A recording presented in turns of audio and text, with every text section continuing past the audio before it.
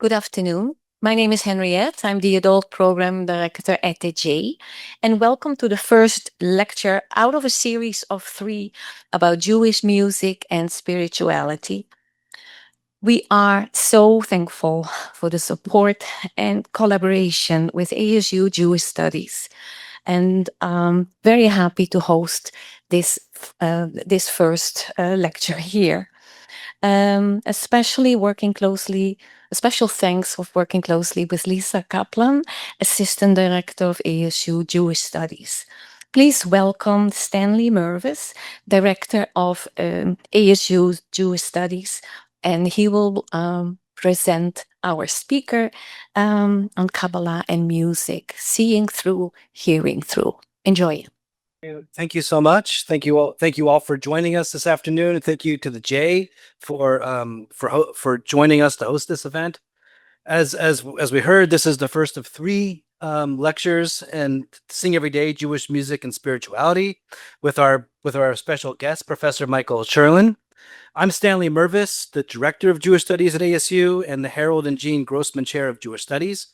The Center for Jewish Studies at ASU is committed to disseminating credible knowledge and fostering a culture of good faith discourse around Jews, Judaism, and the Jewish experience to our students, our faculty, the greater Phoenix community, and as widely as possible.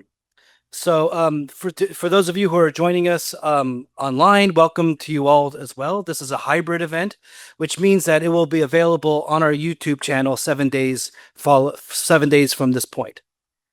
It's my honor now to introduce our speaker.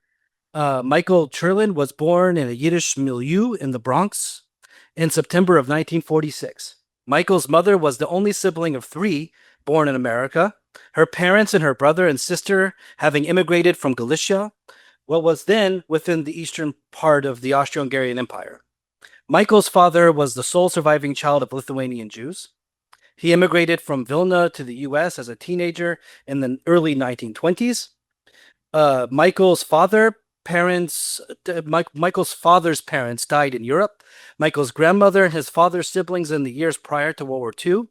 His grandfather disappeared during the Holocaust, the fate of most of Vilna, which was the fate of most Vilna's Jews. Early in his career, Michael was a performing musician in a variety of contexts. As he approached the age of 30, which is very late for a fledgling academic, Michael began pursuing a scholarly career, eventually earning a PhD in music theory from Yale University. Michael retired from the University of Minnesota in 2016. He currently lives in Chandler. And in addition to numerous articles in scholarly journals, Michael has published 3 books: Schoenberg's Musical Imagination, Varieties of Musical Irony, and Music's Making, the Poetry of Music and the Music of Poetry. Time and health permitting, a 4th book is in the works. So without further ado, please welcome our guest, Michael Cherlin. In 2002, Grace Schulman published a poem entitled Song of My Fathers. It reads in part, "What is the faith?" I asked my grandmother, who smiled and closed her book. "It is tenacity, the will to live, to sing." The wisdom of Schulman's grandmother is anticipated by Rabbi Akiva, who said, sing every day, Tamir bechol yom, Tamir bechol yom." In some of our stories, the beginnings of the universe are concomitant with the beginnings of song. The Yiddish-American poet Aaron Glantz, writing under the pseudonym of A. Lielis, writes, "In the beginning, the song awakens, stammering, sifting, assembling.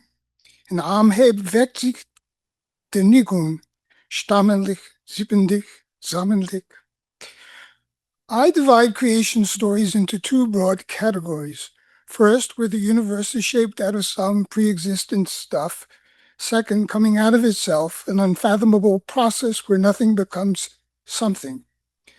Either the pre-existent stuff or the nothing that then becomes something can be understood as subsequently going through an infinite series of self-transformations, a series in which we participate.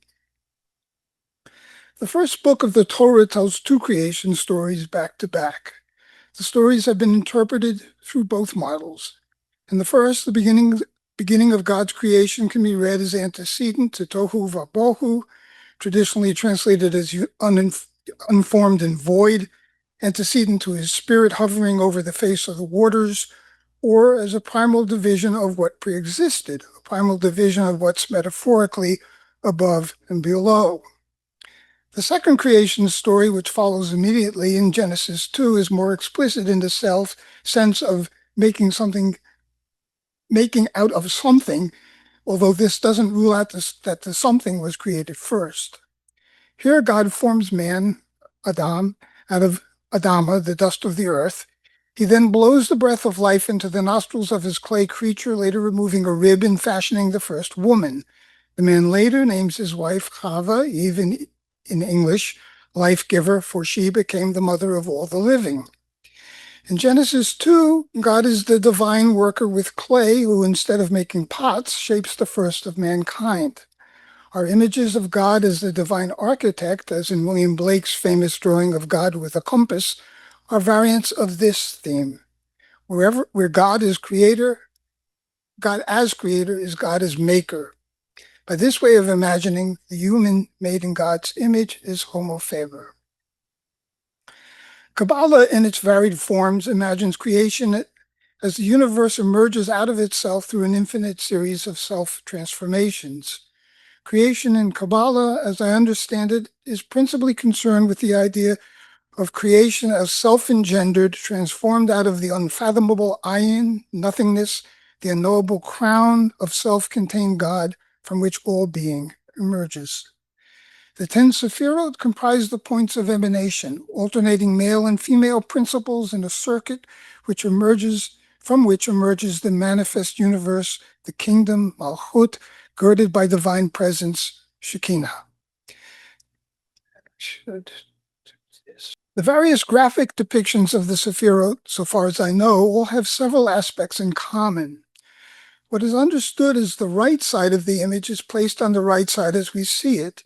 This includes the sefirot of Chokhmah, wisdom, Chesed, divine love, Netzach, endurance. What is understood as the left side of the image is placed on the left side as we see it. This includes the sefirot of Binah, understanding, Gevurah, power, Hod, splendor. A central pole of emanation descends from the crown through beauty and compassion to foundation and righteousness onto the kingdom of God's presence. It is this particular aspect of the right on the right and the left on the left that I want to bring into specific focus. Now, if we were gazing on the divine emanations as it were face to face, the right side would be on our left and the left side would be on our right. Evidently, one does not gaze at the sefirot head on. I can think of three options for making sense of this reversal. First, we might think we are viewing the image from behind. That way, the right would be on our right and the left on our left. There's a passage in the Hebrew Bible that might suggest such a reading, Exodus 33, verses 18 through 23. In the passage, Moses speaks with God. And I'm going to read the JPS translation, the more recent JPS translation.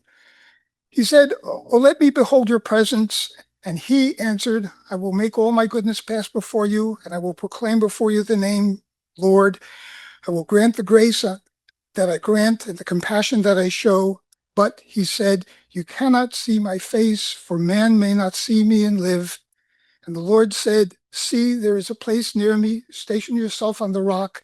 And as my presence passes by, I will put you in a cleft of the rock and shield you with my hand until I have passed by. Then I will take my hand away and you will see my back, but my face must not be seen."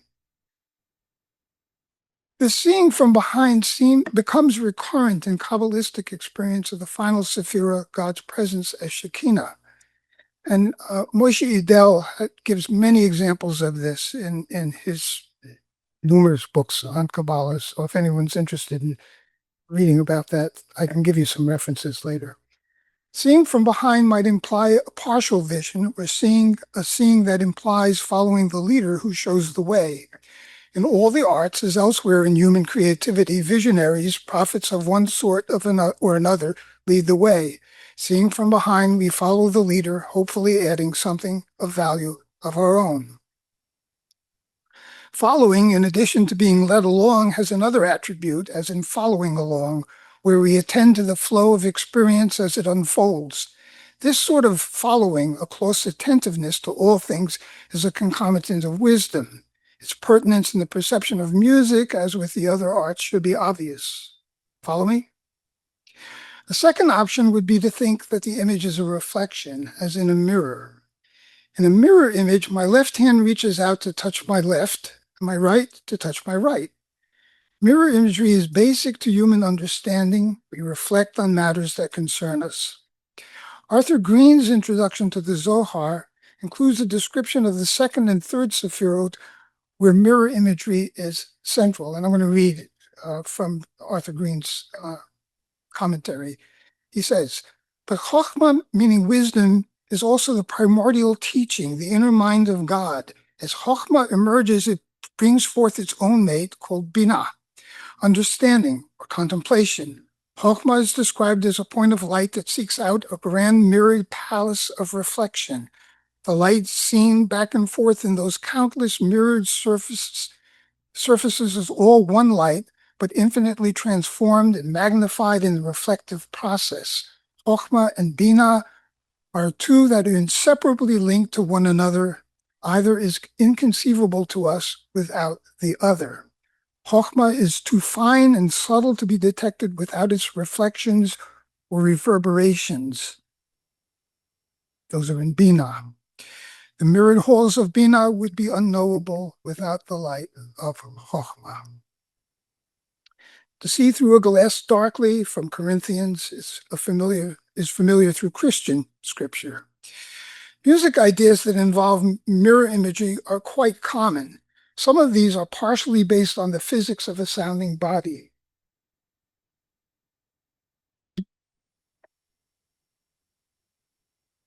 For example, a vibrating string breaks up into parts, the partials that give rise to what are perceived as overtones to the fundamental whole. The first division of the whole is into halves, 1 to 2 giving rise to the octave. The second division of the string, 2 to 3, gives rise to what we call a perfect fifth. If our string as a whole is tuned to C, the second partial is G. Among other ways, music theorists have imagined the fifth below, for example, C down to F, as mirroring the fifth above, C up to G. C is to F, as G is to C. Like an image out of Kabbalah taking C as a central column, we can imagine F on the left and G on the right. Transferred into the realms of tonal music, we have the three most basic tonal functions: tonic at the center, subdominant on the left, and dominant on the right. If you're going to have three chords in a piece of tonal music, these would be the three. That would be the three. It's very basic. The relation of C to F is analogous to from whence. From whence because F is what can generate C. The relation of C to G is analogous to where, because C can generate G. The centrality of C is analogous to I am that I am. Taking another example, the major triad, and I've given the example on the chart of the major triad, C major, C, G. The major triad has been historically understood, among other formulations, as the mirror image of a minor triad, so descending from C to A flat to F. In the major triad, starting on C, we ascend 4 semitones to E, a major third, and then ascend another 3 semitones to G, a minor. In the minor triad, we mirror the ascent with it, placing C at the center of our mirror, descending 4 semitones to A flat, a major third, and then another 3 semitones to F, a minor third. Mirroring of melodic lines is common in many musical practices. Moreover, metaphoric reflection is as important in perceiving music as it is in other aspects of our cognitive and emotional lives. To reflect on divinity, of course, is no trivial matter. Either following along or seeing the sefirot as mirroring ourselves are clearly powerful ways to understand the images of the sefirot. And yet there is a third option that I believe is more powerful yet. Instead of gazing on the reflected sefirot, I gaze through them as though they emanate from me. And while surely I am not equivalent to God the Creator by imagining through the sefirot, I mimic God's creating, albeit through my limited capacity. By perceiving the image of the sefirot this way, rather than as a reflection, the image depicts an outward flow, emanations through which divinity is manifest in the universe. In this model, the mystery and power of being is broken into facets and forces through which divinity emanates. If we hold on to the lucent metaphor for knowing, this sort of knowing requires translucence. Rather than reflecting back, the sefirot are an active force through which we see and through which all there is comes into being. Seeing through is a synecdoche for being through, and through seeing through the sefirot, we participate or even merge with creation itself. The transformational process that gives rise to the diversity of beings is an active force through which each individual being participates in creation. And seeing through, hearing through, being through the sefirot, the precipitant dynamics of creation are concomitantly the participant dynamics of creation. It is not without some reluctance that I bring up the name of Martin Heidegger in this context, for reasons my listeners will understand. For those who don't know, Heidegger was celebrated by the Nazis. And yet I find some insight into my concerns here in one of Heidegger's essays. We find a passing reference of seeing through in Martin Heidegger's essay called The Teacher Meets the Tower Warden at the Door of the Tower Stairway, which is the second of Heidegger's what he calls country path conversations. The warden of the tower is evidently a sage, although not explicitly named as such, but in Yiddish we'd call it tzaddik, although Heidegger would have no doubt been uncomfortable with a reference to Yiddish culture. The teacher in the dialogue has come to visit the warden to solve the nature of the wondrous, as he says. A little way into the dialogue, the teacher mentions a picture that he has seen in the tower that he has left somewhat reluctantly in order to join the warden in conversation along the country path. The warden tells the teacher they're going to meet the guest who gave him the picture, but the teacher will be disappointed if he thinks the guest will be able to solve what is wondrous in the picture. He then goes on to say that the guest will surely have, quote, an acquaintanceship in relation to the picture. And then after the teacher notes the careful manner of the warden's speech, the warden replies, "This is necessary, for we must distinguish whether we mean acquaintanceship of the picture or acquaintanceship through, durch in the German, through the picture." In gazing at a painting, let's say a Cézanne to get an image in mind, we can be sensitive to the play of shapes and colors, proportions, and of course representations of someone or something outside of the painting, such as a painting of a house or a painting of a field. By gazing through the picture or through the painting, we learn at least to a degree to see through Cézanne's eyes. Gazing through does not eliminate any of the observations of gazing at, but it conditions far more. The way we see a house, the way we see a field, the ways we observe the play of light and forms. Hearing through music, though not normally involving houses and fields, has analogous implications.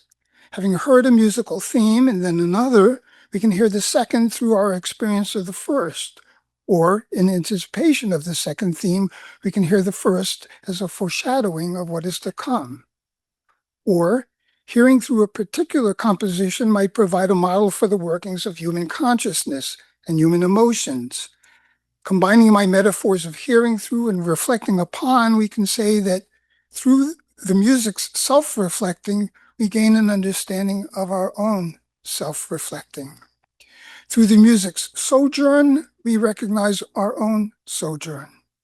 For me, the most profound aspect of hearing through as opposed to reflecting on or following along, is the dissolution of the ego boundary, where hearing through is being through, where we experience an enhanced state of unity, bodily, cognitively, emotionally, spiritually, where the music becomes the ruach, the breath of creation, wherein we are full participants.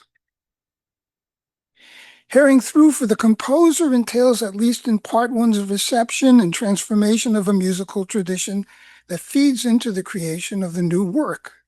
Hearing through for the performer entails the ways musical phrases in the large and small are shaped and given cognitive and emotional content. Hearing through for the listener, a member of an audience, involves the mental processing that shapes the work and his or her perception. Creation doesn't begin or end with the composer or the performer. All involved are creators as they hear through the music.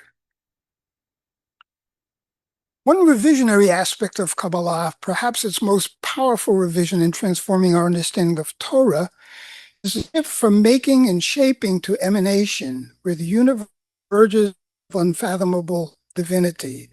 In modern physics, this emergence is naturalized into a Big Bang, from whence. The circuit of sefirot, as depicted in imagery connected with Zohar and later transformations of Kabbalah, show a pathway from top to bottom.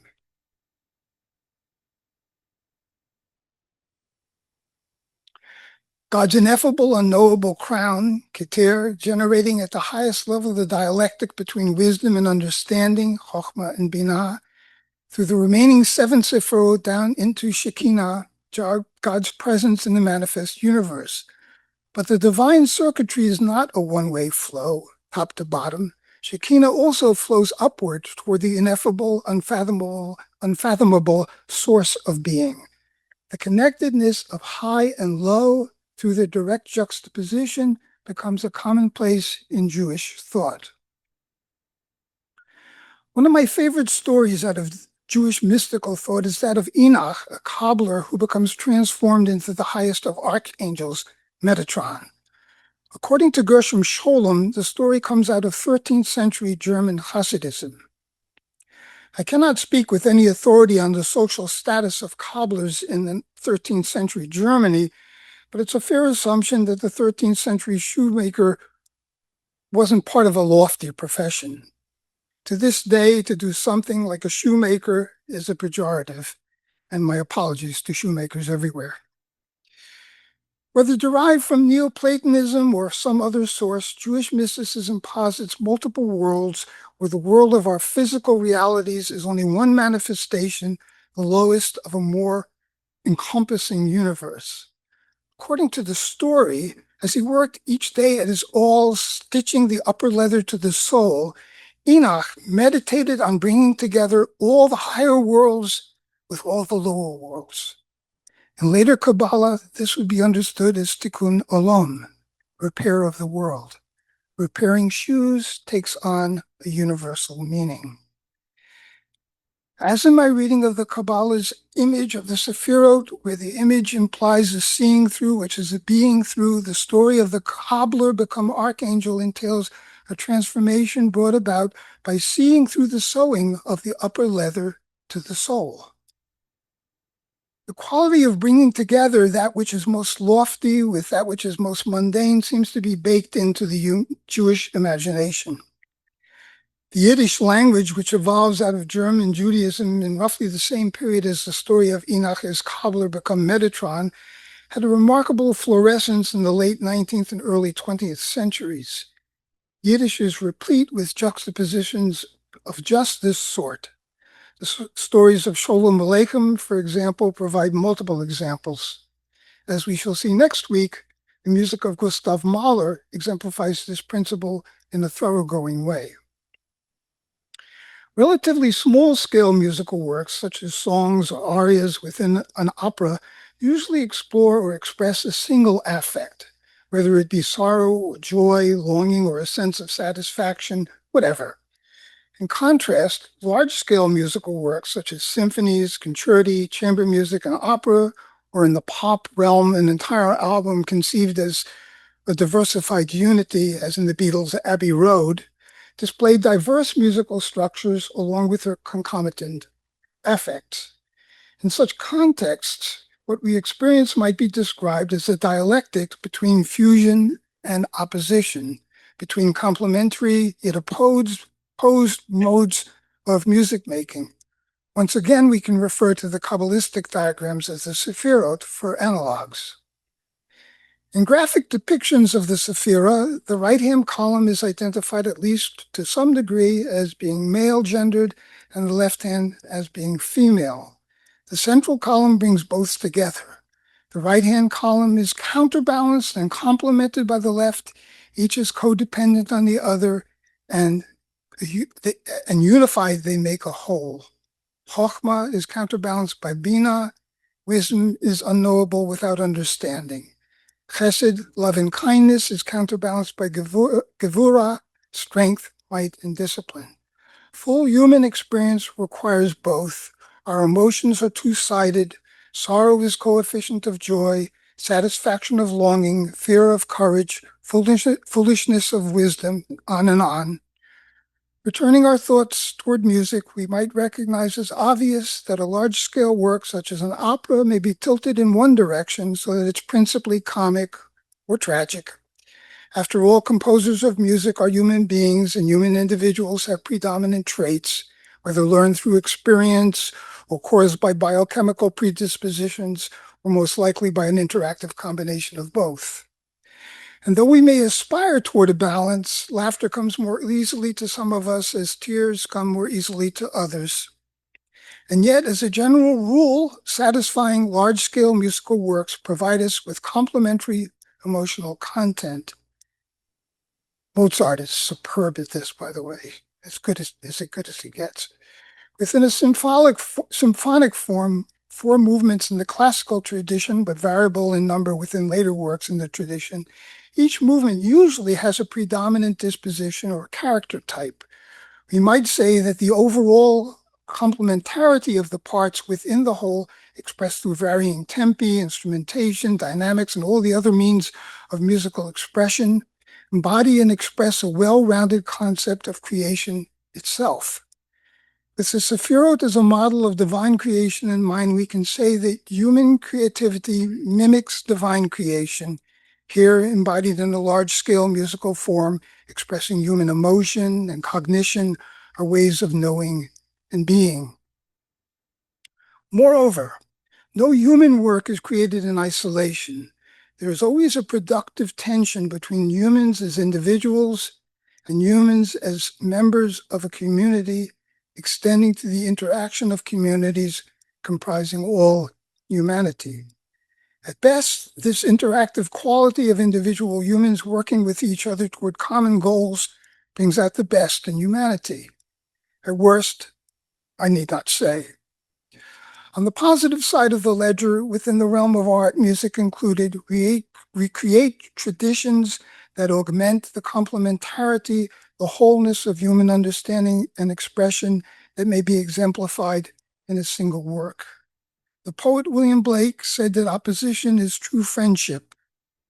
In best-case scenarios, this is a grand truth.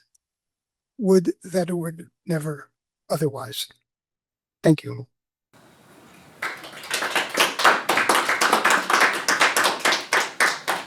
So, questions, comments, anything? Don't be bashful. Michael and I go to the same shul, and have been taking This is my a dear class. friend Paul Mittman, who's teaching me to chant Torah, and I'm indebted to him That's for not that. bad. Thank you. But in Michael sent me an article and also his book that explained parts of this presentation, and I never really understood it until you really somehow it clicked today that we're looking at this, like you said, from behind. And so we're looking at almost like at the back of the sefirot, using the image that you said of God passing over Moses and then Moses being able to look, but only after God. So we're almost like we're marching behind this, and really, when I saw the announcement for this presentation, because there's two others, I thought, well, I already read this, but like most of the things that I've studied, I didn't get it the first two times, and it took this. I really appreciate this, and I don't know to what degree other people here are familiar with the idea of the sefirot, but I don't know if you want to elaborate on it, but it's um, such a fascinating topic, and for you to fuse it with music and poetry and art really shows how kind of central it is to the human experience. Yeah. Let me respond to a couple of things that Paul just said. One of the interesting things about studying is Sefirot and Kabbalah in general is that while it's easy enough to think of it as, start at the top and work our way through the circuit, God time is not linear time. It's all time, now time. And so that linearity that's part of human perception is kind of counterbalanced by a kind of like that. And as I said during the talk, the circuitry is everything's connected.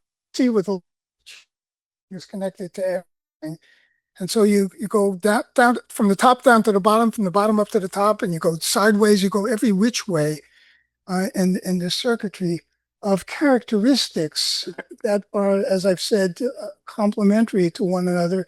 And of course, it's not exactly the same when we transfer to music, but the analogs are really remarkable. How much of this.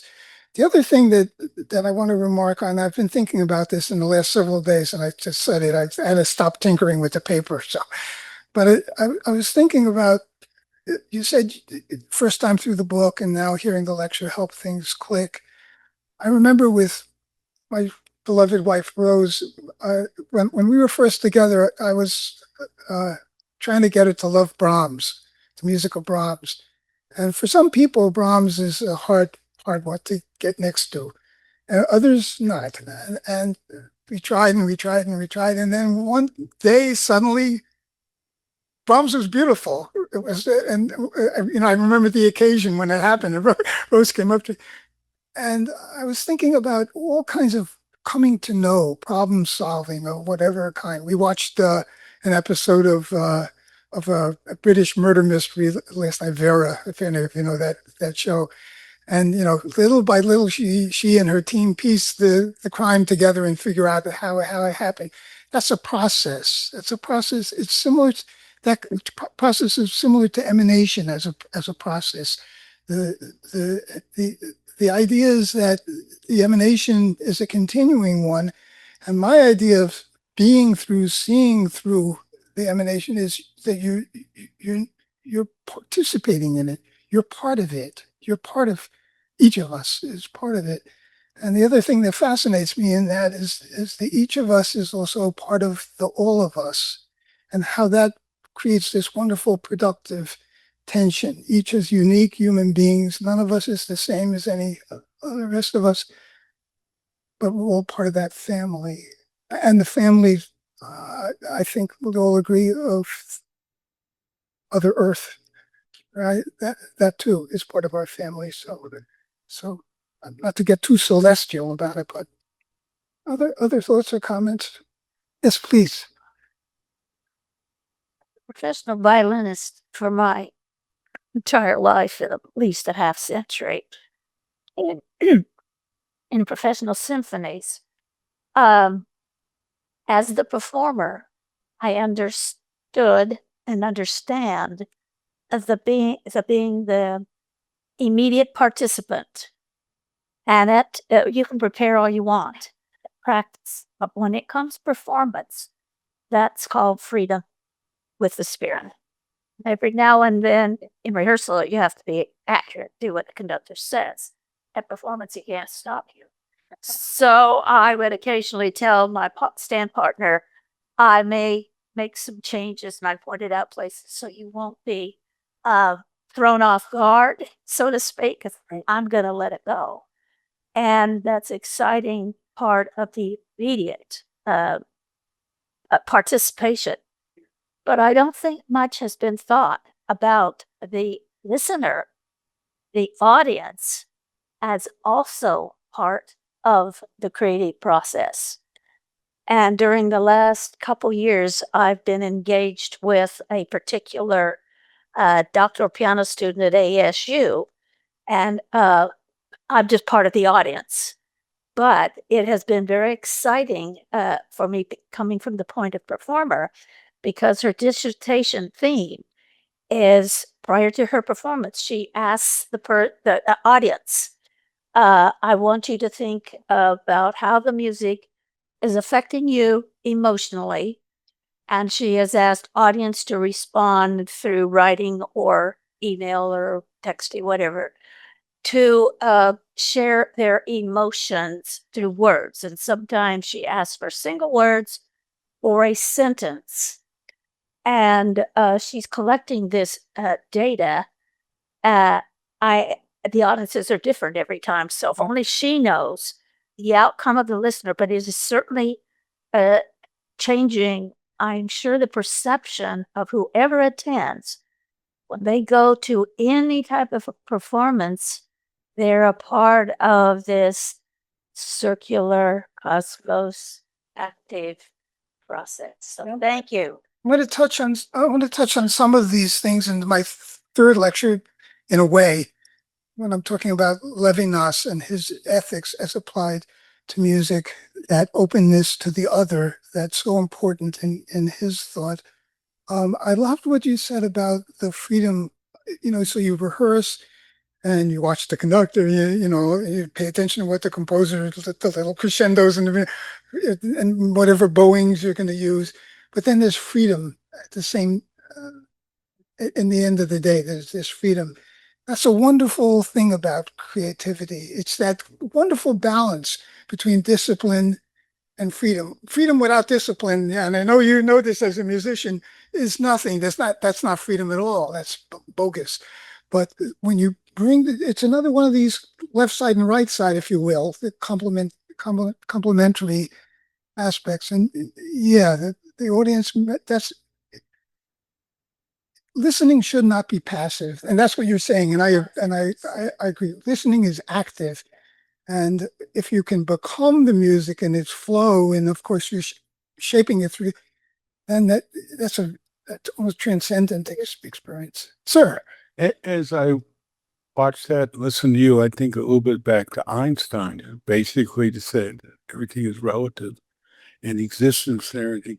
And this whole model goes back to it's not individual, these are all existent, how to reflect, how they relate relative to each other and who they're around. And same thing we're saying with the music, it's relative, one listener, another listener, the impact. And it's a very complex, but a very interactive, intertwined view of existence. Yeah. The science and arts are cousins that sometimes do battle with one another, but they shouldn't. They should love one another. And I hear what you're saying. You might know this, but Albert Einstein's cousin Alfred Einstein was a preeminent scholar of Moses. That other Mozart, not the other Moses. That was a Freudian slip for sure. I was referring to my essay today to Rose, my wife, earlier today, and I called it a poem. So that was another Freudian slip, but it's that kind of thing. Yeah. Einstein played the violin. The people that heard him said he wasn't that good, but come on, give the guy a break. You know what he would have said? It's all relative. Sir. I want to share an experience I had musically that makes me think that music has existed forever and that music can repeat itself in different time zones. This might sound odd, but I had an interesting experience in my own life, and that is I got one of my employees gave me a tape. This was many, many years ago, and it was Napolitan songs by Pavarotti. And so I like Pavarotti. I'm singing myself to some extent. So I played it in, one of those tapes that you put into your car. And I had to visit a client about an hour away from the city I live. And so as I drove and I listened to the songs, and one particular song that immediately, upon hearing it, made me immediately cry. Hmm. That was kind of weird. I'm not crying, so forget about it.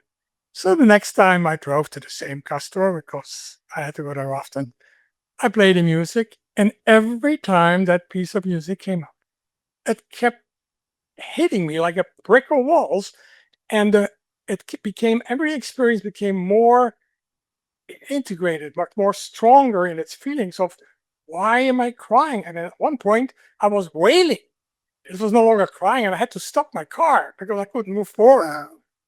And then all of a sudden, I never knew why, out of nowhere, I said, "Oh, I wrote this song. I wrote this song in 1512 for my wife who had just passed away." And I see myself sitting in some place and writing the music. And I said, that's why I'm crying. So what I found, at least it gave me a spirituality experience relating to a piece of music that has spanned eons, hundreds of years later, and I'm connected to it. The funny thing, not the funny, but the interesting thing was that I had an Italian, and I speak Italian, and I had an Italian forelady that had to come with me to this particular client one day. And I said, hey, Tom, do me a favor. I want you to listen to this piece of music. And I cry on it, to be honest with you, I tell you the truth. But I want to know why. Can you please listen to the words and then tell me what does it mean? And then she listens. She says, yes, I've heard of it. Yeah, it's about a guy who is walking the streets, and all of a sudden he was worried about his girlfriend, and all of a sudden somebody opens the window and says, your wife or your girlfriend has just died. When I heard her say that, I mean, I got the biggest goosebumps I've ever had in my life. And this was one of the few experiences in my life that I've had by spirituality and music being related in a different time zone. And I just wanted to share this experience with you. I'd like to make a comment to that. You didn't know the words. It was the music, the sound that went to your heart, to the spirituality. You didn't need words. The power of sound. Yeah, beautiful that you felt as though you had composed that piece. That's what I was talking about. When you get to that feeling of deep participation, of course you didn't compose the piece unless you think you're reincarnated. We can discuss it after we're done here. But it doesn't matter. It doesn't. Yeah. When a composer is so talented that they can make the words come to life emotionally and every way without you even knowing the language, in this case Italian, that's extraordinary. Synagogue, something. Yeah. I was actually got sand. And then I just closed my eyes and I could work. Even it's not the reality of where I am. It's like, you're far away somewhere, you're expressing music in your own way. I think that's why Rabbi Akiva says sing every day, and he repeats himself. He says it twice. That's what it helps us live. That's that opening poem. It really helps us live. Thank you all. Well, there's actually one more question. There's actually two more questions online from Professor Tiro Samuelson. Would you like me to ask you both questions, or? Absolutely. Okay, I'll give you both questions. You can answer them as you like. So, the first question is: Kabbalah is a verbal / textual tradition, whereas music is an auditory / oral tradition centering on sound. How do you understand the interaction between words and sounds in Kabbalah? And the second question is, how do you understand the function of time / temporality in Kabbalah? Well, the second one's hard. First one's easier. words are sounds, and they're also semantic, that have meaning. And I think in the Jewish tradition, not just in Kabbalah, that's always, seems to me it's always been the case. So that's why we chant Torah. That's why we chant the Psalms. We sing them. Poetic traditions, not just Jewish poetic traditions, are, as far as I know, all of them were sung or chanted. Homer sang the Iliad and the Odyssey. The great Irish bards from way back were singers. Even in later on in the medieval period, the troubadours, trouvères, those were singer musicians. I mean, this is ancient stuff. And some composers write the words and the music. Schoenberg is an example of that, not the only one. So, the that words and sounds are concomitant, if I can put it that way. That's just part of it, because every word has multiple symbolic meaning. I mean, it's a very, very rich field for inquiry. The second question about time, right? I alluded to the idea that this chart it can be read as a linear progression, but that doesn't do it justice. So it's all time, now time, and time is kind of curved. Time does these funny things, so that let me think of it just in terms of listening to a piece of music, or a complex piece of music, like a symphony. Okay, so the music, your CD cursor has you're 1 minute in, you're 3 minutes in, you're 20 minutes in, and now the piece is ending is 24 minutes, whatever it is, right? But as you're listening, your mind is going back and forth, because you're hearing something that reminds you of something that you've heard before, or if you know the piece well, you're anticipating. So your listening experience is not a linear one like the clock time on the CD counter. Your listening experience is very rich. It jumps around through time space, just like we do in our ordinary lives. If we think, 1 minute you're thinking of your parents who are long gone, you're thinking of whatever, and that's how. So music works that way too. Our experience of it is non-linear, and I think Kabbalah, that's just one of the ways of getting at that rich, complex texture of times. Some of our most remarkable novelists have worked in this area, jumping around through time space. I be honest with you, I never made it all the way through Finnegan's Wake. About a third of the way, maybe a half, if I can be generous with myself. But that whole book, James Joyce, is about the interpenetration of generations, and how you seem to be here and now, no, then you're then and there, and you're jumping around helter skelter. It makes it hard to read, but once you start to get what he's doing, it makes a lot of sense. And don't we all do that? Don't we all think of the loved ones who are passed, or our youngest, if we're blessed, grandchildren or whatever, we jump around through time. So I think Kabbalah isn't alone in teaching me that, but it heightens that. One of the things we're learning as Paul and I are in a class together where we're studying Zohar, is nothing seems to mean one thing. Everything seems there's a letter. Well, what does the letter mean? Oh, the letter means, where does it occur first in the Torah, and what is it doing there, and where is it some other place, and all this kind of stuff. So nothing is one thing. Everything is many things. And I think temporality, if I'm getting close to what the question is. I think that's that motion you're talking about linear music in performance or practice moves literally in a linear manner because it's time oriented. It is present. Isn't in the back, it's present, but it's also horizontal simultaneously. And then it can take diversions where there's movement, a swirl as it goes. And also, harmony in music looks very much like that image, a chord structure.